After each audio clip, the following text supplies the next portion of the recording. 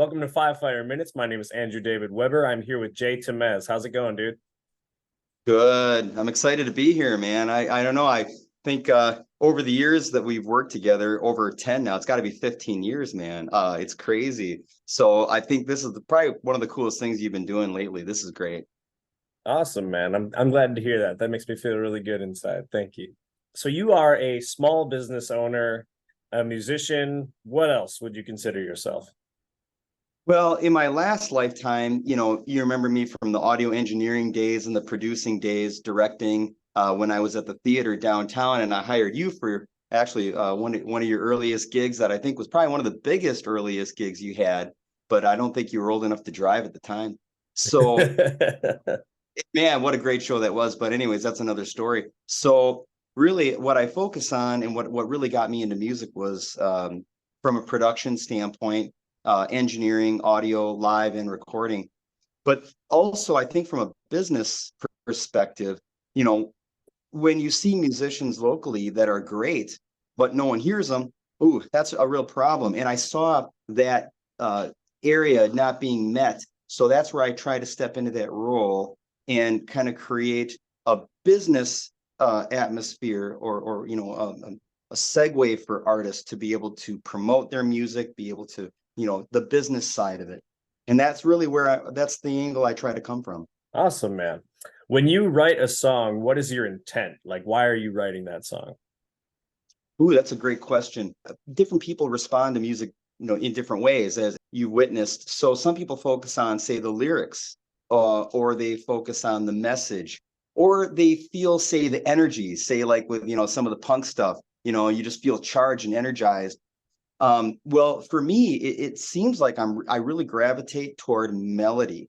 So a lot of times, the melody is kind of where things start for me. I guess it's not good or bad. I just don't focus on the lyric message side before I focus on sort of the melody progression side. So that's where I kind of start. And I'm guilty of this. I'll admit it.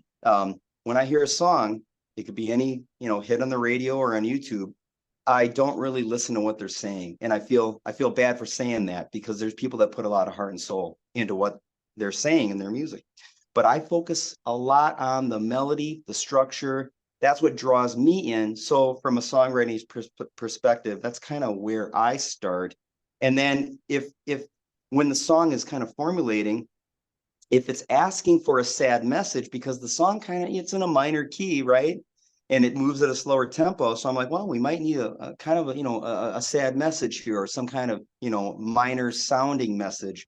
So that's where I'll draw inside either myself or from an external experience and try to then craft a message to match the song. Whatever the song asks for is what I give it. That's a good answer. I like how in-depth you got there. I've heard you talk about creating a community amongst musicians. Can you tell me more about that and what that means to you? Yeah, so I've been a full-time active music professional for 30 years. And I look back, when you're in music that long, or any probably endeavor, I think you lose sight of why you got started in that to begin with. And it was just in the last year that I really started doing some deep thinking and, challenging myself, like, did this music thing, was this really worth it? And why did I do this to begin with? I certainly didn't do it to make $1 million, right? So it's more of like this calling. And I had to take myself back in time to try to figure out what motivated me to get involved on to the level and to the degree that I got involved in music full time. And I remember it didn't have anything to do with making money. It had a little bit to do with making music, but really I realized when I talk to people like you or some of the other people that we are connected with in our community, that's where I get supercharged. I'm like, man, talking shop, talking about, music gear, or talking about, maybe the circle of fifths or anything, maybe that club owner that forgot to pay me and I got to chase him down. We all, we all understand each other and the Yeah. struggles in the trenches Yeah. together. And that's what I realized. It was when I had heard all of this amazing talent right in my neighborhood, literally like across the train tracks. That's what fueled me to get into music. It was because of the talent I was surrounded with. And when I hang out and I befriend and talk and collaborate and network with these people, that charges me, it fuels me. And now I'm realizing that a lot of us involved in music, that's really what charges us. Is it has more to do with the who, and that means community rather more than the what or the paycheck, so to speak. Of course, we all got to get paid. That's a given. Yeah. But it's that networking part of it when we get together and you get creative people in one room or just, even virtually, as you and I have seen time and time and time again, great things happen and we all get really excited.